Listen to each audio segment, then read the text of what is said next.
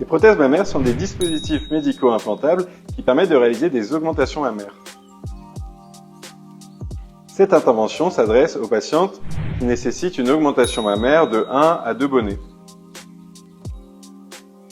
Alors, les prothèses peuvent être d'une taille très différente. Il faut fixer la taille des prothèses en fonction du désir d'augmentation de la patiente et également de sa morphologie, c'est-à-dire qu'il ne faudra pas prendre des prothèses de base trop importantes si le thorax de la patiente est trop étroit.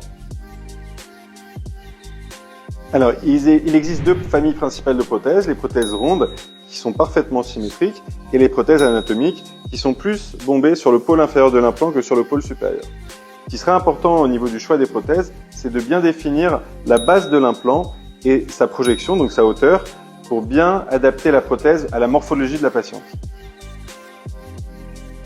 Les cicatrices pour une augmentation mammaire peuvent être de 3 types. Soit sous-mammaire, la plus répandue, puisque lorsque le sein retombe, elle va cacher la cicatrice.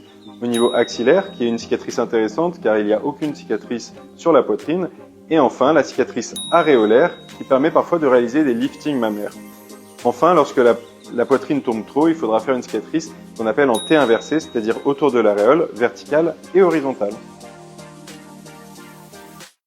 Après une augmentation mammaire par prothèse, la patiente devra porter un soutien-gorge de contention avec un contenseur pour bien appliquer une pression sur le pôle supérieur de l'implant. Ce soutien-gorge est à garder entre 4 et 6 semaines.